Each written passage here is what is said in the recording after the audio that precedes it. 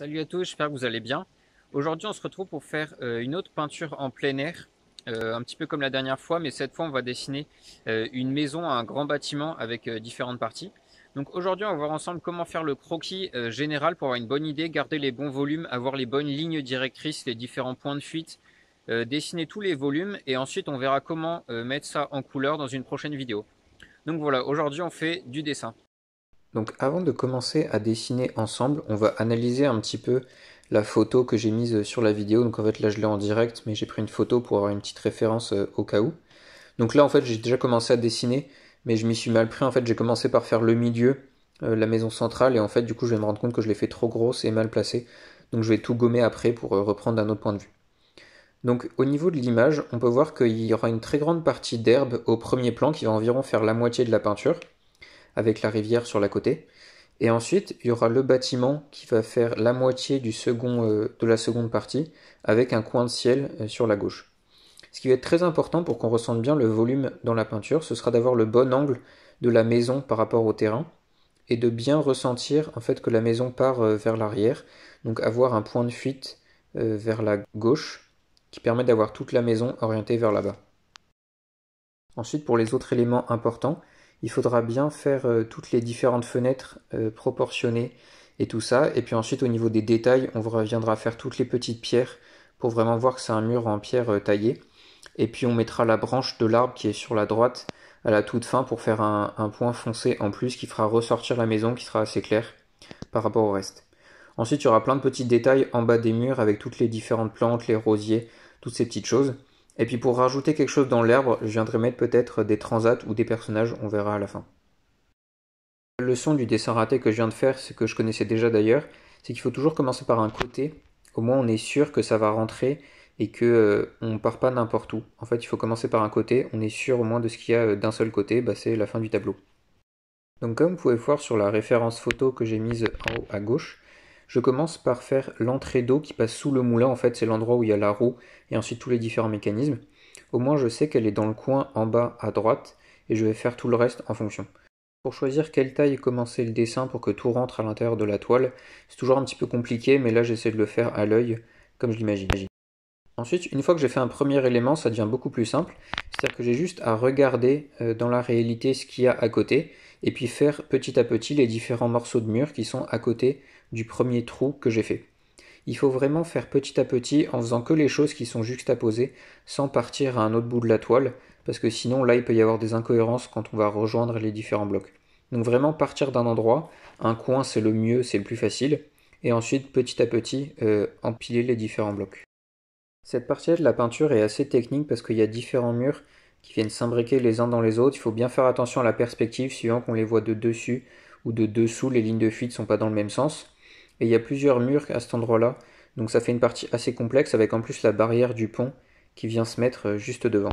Ensuite, pour faire la suite de la toile, il faut que je détermine un endroit où il y aura mon point de fuite.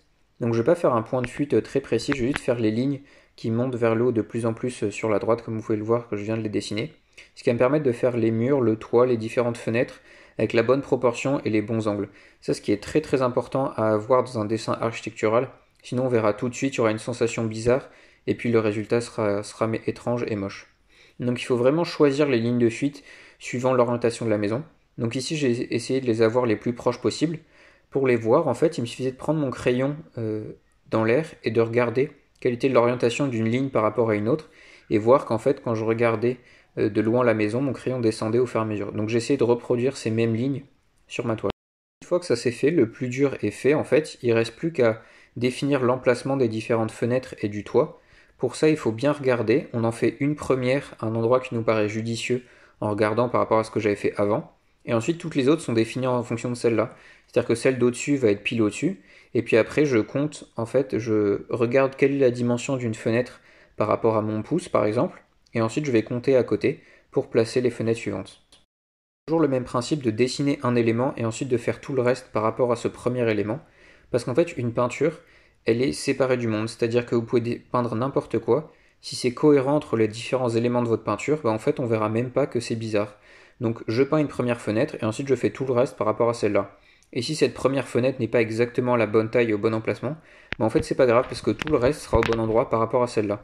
Donc on verra même pas qu'il y a un problème. Ensuite, le deuxième point un petit peu difficile de cette peinture, c'est l'orientation des toits parce que la maison est en 3 parties. Donc il y a un premier bâtiment très grand qu'on peut voir sur la droite, celui-là il est quasiment face à nous, donc c'est assez simple avec la grande façade. Et ensuite les deux autres, il y en a un qui est imbriqué entre les deux, puis un autre qui va être face à nous. Donc là c'est un petit peu plus compliqué de voir comment les lignes de fuite s'intègrent avec le toit triangulaire et les différents toits qui vont partir vers l'arrière.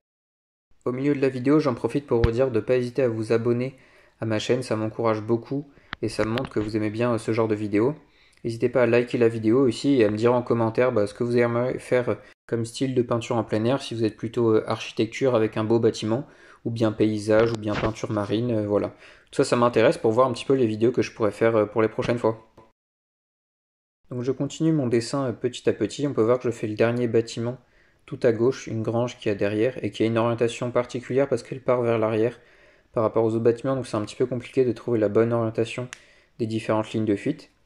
Et puis ensuite je vais commencer à faire les petits détails, les gouttières, les fenêtres tout au fond, et puis un petit muret au niveau de la maison entre les deux. Et ensuite je vais faire un petit peu la végétation, définir la zone où il y aura les graviers et la zone où il y aura l'herbe, et puis faire quelques pots de fleurs, et ces éléments-là.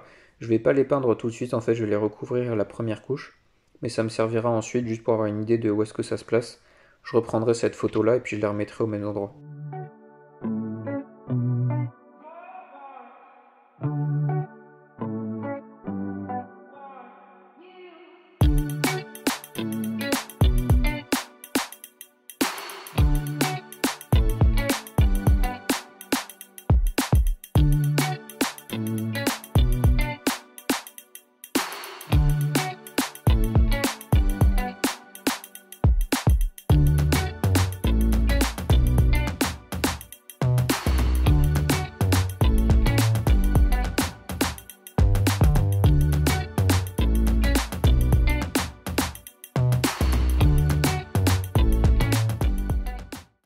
Voilà, j'espère que cette vidéo de dessin d'une grande maison vous aura plu et vous aura appris des choses sur comment bien observer en plein air pour faire un dessin efficace et utile pour la peinture que je vais faire ensuite.